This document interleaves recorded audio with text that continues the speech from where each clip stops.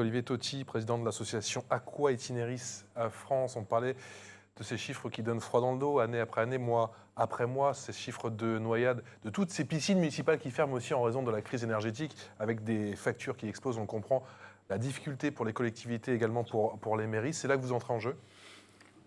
Tout à fait. L'association Aqua Itineris est une association à but non lucratif basée en France et qui sillonne la France de village en village, de cours d'école en cours d'école pour aller apprendre aux jeunes et aux moins jeunes à nager. Notre objectif est de lutter contre les noyades.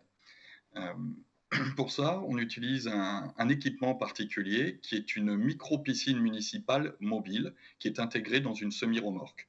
En quelque sorte, nous arrivons, voilà, comme sur la photo, où si vous voulez, cette semi-remorque, quand elle se déplace, elle est vide, elle arrive sur site, on la déploie et on met en place tous les éléments pour pouvoir accueillir dans des bonnes conditions sécuritaires et d'hygiène l'ensemble des enfants ou des publics que l'on est amené à recevoir pour le compte de la collectivité.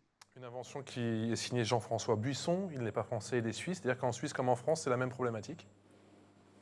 Le constat que Jean-François avait fait il y a déjà à peu près 15 ans, c'est qu'au Maroc, là où il était en mission humanitaire, il avait des jeunes qu'il avait formés à toutes les techniques de sauvetage et de secourisme, sauf à une, celle en rapport avec le milieu aquatique.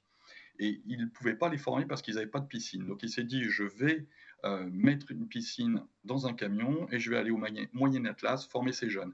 Quand il est revenu en Suisse avec son projet, la Confédération helvète lui a dit, mais c'est génial votre projet, d'autant que nous en Suisse, nous avons 35% de nos enfants qui rentrent à l'équivalent en 6e sans savoir nager. Donc vous allez commencer par, on va vous aider, mais vous allez commencer par apprendre aux jeunes Suisses à nager. En 2018, si vous voulez, pour ma part, je faisais donner des cours de natation par des maîtres nageurs à mon fils, à mon dernier, et j'entendais parler par la radio de toutes ces noyades, de tous ces drames qu'il y avait. Ça m'a un petit peu révolté. Je me suis dit, dans un pays comme la France, c'est quand même assez fou. Les causes sont multiples. C'est vrai, je partage l'avis de M. Lamotte. Il y a de multiples causes et il est important de faire appel à des professionnels.